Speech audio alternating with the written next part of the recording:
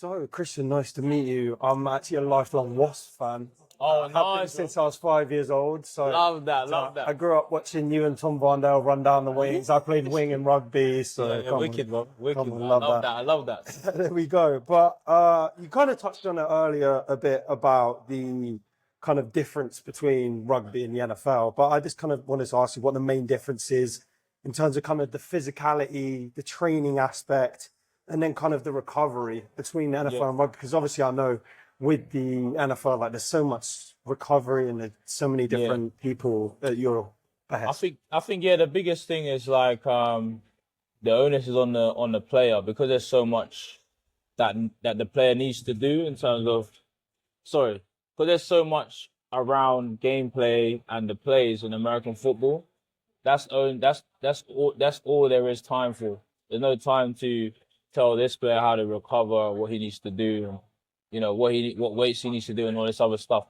There's guidelines and there's like a set program, but then it's down to the player to get himself ready and prepared to be able to execute the plays the way they need them executed.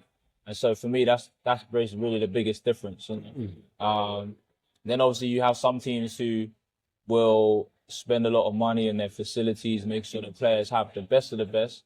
Then there's other teams who will just, okay, as long as there's an ice bath and a hot tub, then you guys are good. So it definitely varies, but for sure the main like overall thing is, when you come here, we're trying to get these plays down and we want to execute them to the best of our abilities. You need to take care of your nutrition and recovery and all this other stuff. And here's some facilities for you to do it, but we're not going to hold your hand. Yeah. And then what about in terms of that accountability aspect that you say, for the NFL, it's a player-driven thing, right? Yeah. Whereas when you come back to rugby, how is it settling back in? Do you have to kind of teach the other guys like on the team about that? Or do you just kind of have to adapt to how it kind of was?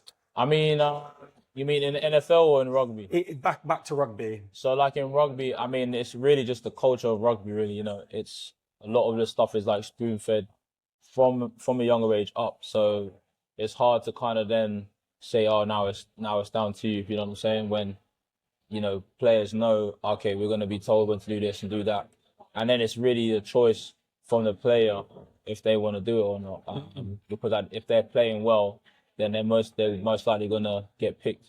And you might have a little bit of that in the NFL too, but because contracts aren't guaranteed, players aren't really going to take the chance on like, oh yeah, I'm going to be good enough, because that day you're not could be your last day.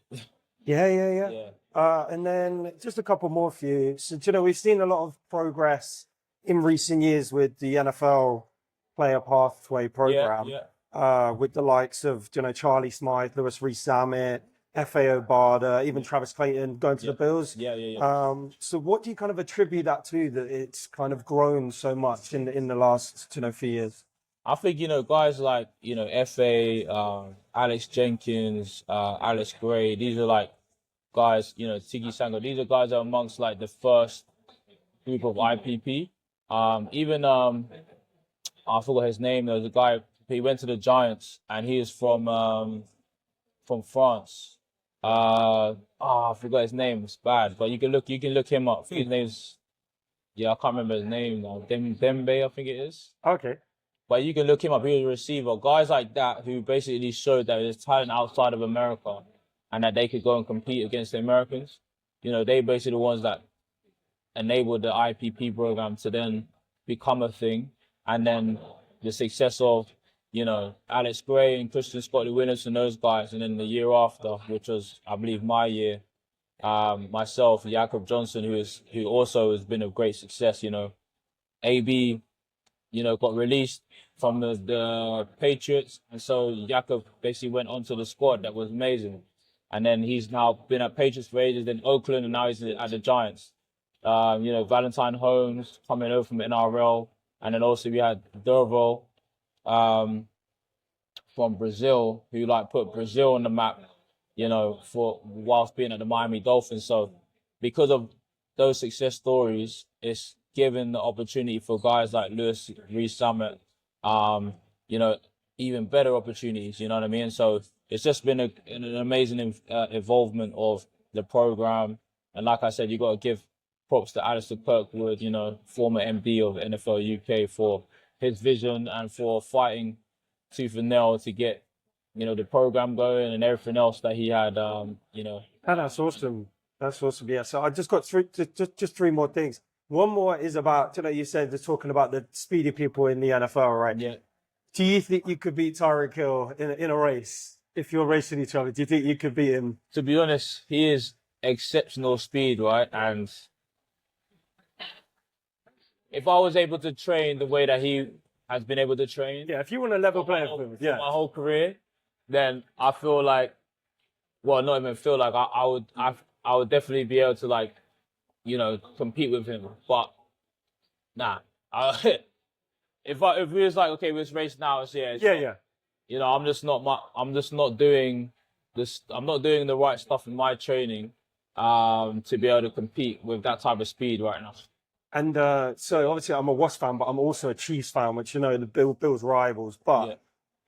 what was your experience of that monumental game between the Chiefs and the Bills, with the Chiefs pulling out the overtime wins?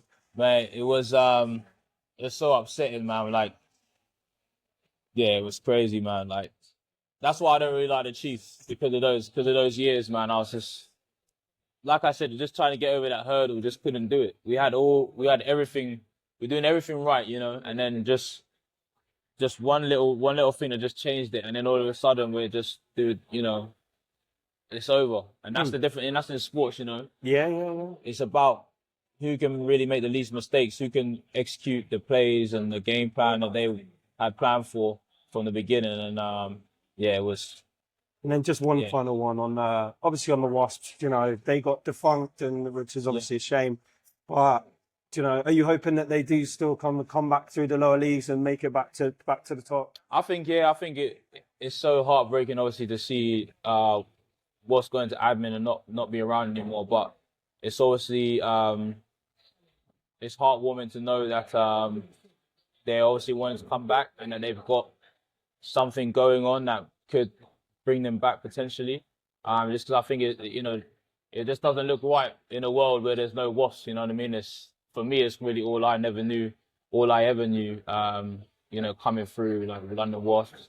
So just to not see them with all the legacy and, you know, the things that we was able to achieve as a team, while I was there, and obviously before that, it just doesn't seem right, them not being around. There we go. Well, thank you very much, Cheers, Christian. bro. That's honestly amazing. So.